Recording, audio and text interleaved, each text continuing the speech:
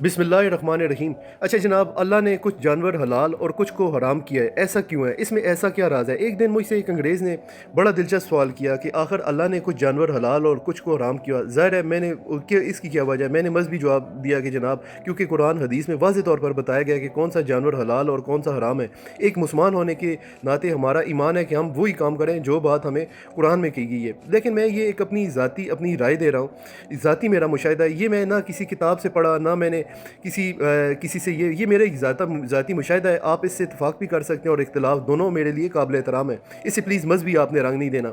मैंने इस बात पर गौर किया कि रिसर्च की और आखिर एक अजीब और ख़ूबसूरत नतीजे पर पहुंचा जो मैं आपके साथ शेयर करना चाहता हूँ। अंग्रेज़ ने मुझसे कहा, यार मछली हलाल है मगर सांप क्यों हराम है? अगर तुम्हारा कहना है कि, मैंने कहा यार जिस तरह आप बकरी है आप उसको ज़बह करके खाते हो, तो क्यों उसको अगर फांसी दे को मार दो तो फिर भी तो जायज़ है। मैंने कहा यार उसमें खून निकल जाए, खून निकलता है तो इसमें रिसर्च ये बताती है खून निकल जाता है और बीमारियां ख़त्म हो जाती हैं, तो इस तरह वो बीमारी इंसान में मुंतकिल नहीं होती। तो बोलता है यार फिर मछली का गोश्त आप क्यों उसको क्यों ज़बह नहीं करते?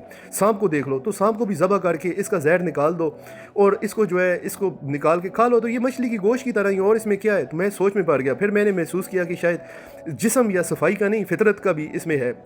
मैं इस रिसर्च पे पहुंचा हूँ कि अल्लाह ने जिन जानवरों की फितरत इंसान को पर हराम कर दी है, जिस जानवर की फितरत अल्लाह को पसंद नहीं थी, अल्लाह ने उस जानवर का गोश्त भी इंसान के लिए हराम कर दिया ताकि इनकी आदत इंसान के अंदर मुंतकिल ना हो।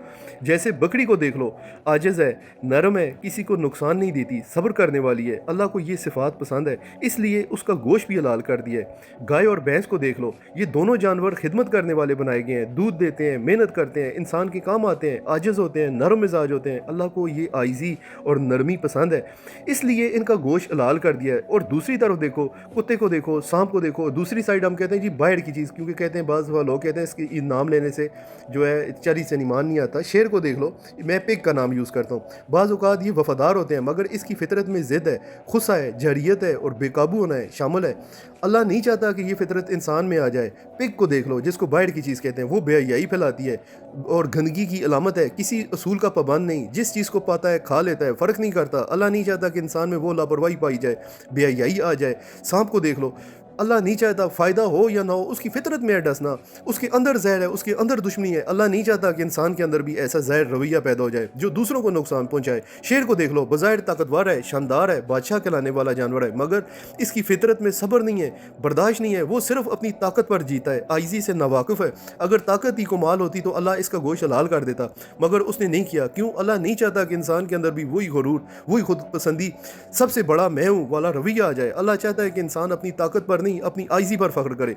इसी तरह कुछ जानवर जिन्हें हम रोज़ देखते हैं, जिसे खच्चर कहते हैं, जिसे आप खंजीर कहते हैं, जिसे बंदर कहते हैं, इन सब में कोई ना कोई ऐसी सिफात है जो इंसान में मनफी पाई गई है। जैसे बंदर को देख लो, बंदर हर चीज़ की नकल करता है, हर चीज़ की कॉपी करता है, हर चीज़ नकल। उसको शायद अल्लाह नहीं चाहता कि इंसान भी बस कॉपी पेस्ट वाला हो। हम लोग बस एक दूसरे को, जी ज़माना जिस साइड चल रहा है हम भी उसी साइड चलेंगे, यानी वो तख्लीकी ताकत उसमें है ही नहीं है, वो असल खो देता है। खच्चर को देख लो, उसके अंदर ज़िद है, काम करता है मगर अपनी मर्जी से नहीं। अल्लाह को अतात पसंद है, ज़िद नहीं।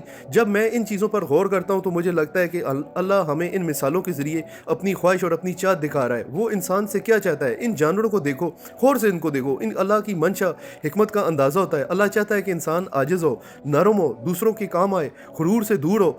कुरान में अल्लाह ने 700 दफ़ा हुक्म किया कि गौर व ख़ौज़ करो, नमाज का 400 दफ़ा हुक्म है, सब्र का 101 दफ़ा हुक्म अल्लाह ने किया है। और अल्लाह कहता है, इंसान को कहता है तुम गौर व ख़ौज़ नहीं करते, तुम इन चीज़ों को, मेरे नज़दीक ये सब चीज़ें हमें एक गहरा पैगाम देती हैं कि असल हलाल खाने की इजाज़त नहीं बल्कि किरदार की पाकीज़गी। अल्लाह चाहता है कि हम बकरी, गाय, ऊँट की तरह नरम दिल, मेहनती, सब्र और फ़ायदा पहुँचाने वाले हों।